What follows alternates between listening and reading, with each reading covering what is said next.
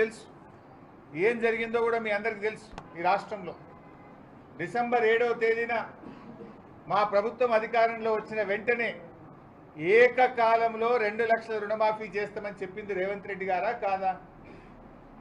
ఏమైంది? డిసెంబర్ 7 ఎందుకు చేయలేదు నువ్వు? డిసెంబర్ 9 నాడు రుణమాఫీ చేస్తా అన్నావు, డిసెంబర్ 7 నాడే గద్దెకెక్కినావు, కానీ రుణమాఫీ మర్చిపోయినావు నువ్వు. ఈరోజు నువ్వు ఆనాడు ఎన్నికల ముందేమో అసెంబ్లీ ఎన్నికల ముందు 6 గ్యారంటీలు హామీలతో ప్రజల్ని మోసపుచ్చినావు. పార్లమెంట్ ఎన్నికలు వచ్చేసరికి నీ 6 గ్యారంటీలను హామీలు ప్రజలు నమ్ముతలేరని చివరికి ఈయన గారు దేవుడి మీద ఒట్లు పెట్టే కార్యక్రమం స్టార్ట్ చేశాడు. ఏ ఊరికి పోతే ఆ ఊరు దేవుడి మీద ఒట్టు పెట్టి, దేవుడా నీ మీద ప్రమాణం చేస్తున్నా 15 ఆగస్టు లోపు రుణమాఫీ చేసి తీరుతా అని చెప్పి ఈయన గారు చెప్పుకుంటూ వచ్చిండు. దాంట్లో భాగంగా యాదాద్రి లక్ష్మీనరసింహస్వామి మీద కూడా ఒట్టు పెట్టిండు కదా. లక్ష్మీనరసింహస్వామి తెలంగాణ కొంగు బంగారం, ఎంతో మహిమగల్ల దేవుడు. ఆయన మీద ఒట్టి పెట్టి మాట తప్పితే అది క్షమించరానటువంటి నేరం. అందుకే ఈరోజు ఆ దేవుని దగ్గరికి వచ్చినాం. ఆ దేవుడి మీద ప్రమాణం చేసి నువ్వు మాట తప్పినావు.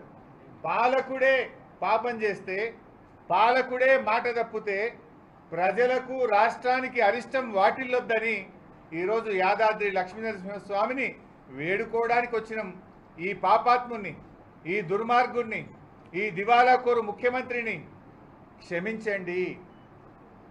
పాపం రేవంత్ రెడ్డి చేస్తే శిక్ష ప్రజలకు పడొద్దని, ఈ తెలంగాణ ప్రజలను చూసి ఈ రేవంత్ రెడ్డిని క్షమించండి, తెలంగాణ ప్రజల్ని దీవించండి అని చెప్పి యాదాద్రి లక్ష్మీనరసింహస్వామిని మేము వేడుకున్నాం. ఆయన పాదాల చెంతకు మేమందరం కూడా రావడం జరిగింది.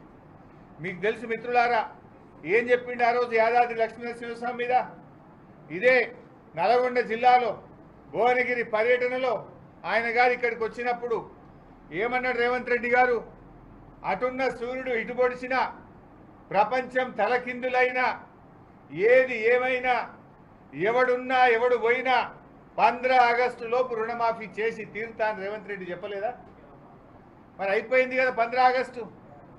ఆనాడేమో అసెంబ్లీ ఎన్నికల ముందు డిసెంబర్ 9 నాడు చేస్తాను, పార్లమెంట్ ఎన్నికల ముందు 15 ఆగస్టులోగా రుణమాఫీ చేస్తా అని యాదాద్రి లక్ష్మీనరసింహ స్వామి మీద నువ్వు ప్రమాణం చేసింది నిజం కాదా?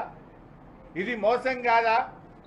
ఇది రైతులకే కాదు, దైవ ద్రోహానికి పాల్పడ్డాడు రేవంత్ రెడ్డి గారు. ఈరోజు రైతులనే కాదు, దేవుణ్ణి కూడా ఇలా రేవంత్ రెడ్డి గారు మోసం చేసిండు. మరి అయిందా రుణమాఫీ? ఇలా ఏం జరిగిందో మీరు అందరు చూస్తున్నారు. 15 ఆగస్టు నాడు ఖమ్మం పోయిండు, రుణమాఫీ అయిపోయింది, హరీష్ రావు వాగుల దుంకు అన్నాడు, రాజీనామా చెయ్యి అన్నాడు. నేను అట్లా మాట్లాడను, నాకు విజ్ఞత ఉంది, నాకు సంస్కారం ఉంది. రేవంత్ రెడ్డి నువ్వు మాట తప్పితే ప్రజలే నీ సంగతి చూసుకుంటారు. ప్రజల పక్షాన పోరాడడం నాకు తెలుసు, మాట మీద నిలబడడం నాకు తెలుసు. ఎమ్మెల్యే పదవికి కేసీఆర్ గారు ఆదేశిస్తే 2 సార్లు రాజీనామా చేసిన, మంత్రి పదవికి కూడా రాజీనామా చేసిన చరిత్ర మాకుంది. నువ్వు మోసం చేసే చరిత్ర నీది, పార్టీలు మారిన చరిత్ర నీది, కొడంగల్లో ఓడిపోతే రాజకీయ సన్యాసం తీసుకుంటా అని మాట తప్పిన చరిత్ర నీది, దేవుడి మీద ప్రమాణం చేసి 15 ఆగస్టు నాడు రుణమాఫీ చేస్తా అని దేవుళ్ళను కూడా మోసం చేసిన చరిత్ర రేవంత్ రెడ్డిది. అయితే రేవంత్ రెడ్డి గారేమో రుణమాఫీ అయిపోయింది అంటాడు, వాళ్ళ మంత్రులేమో నోటికి వచ్చినట్టు తలా ఒక మాట మాట్లాడుతున్నారు.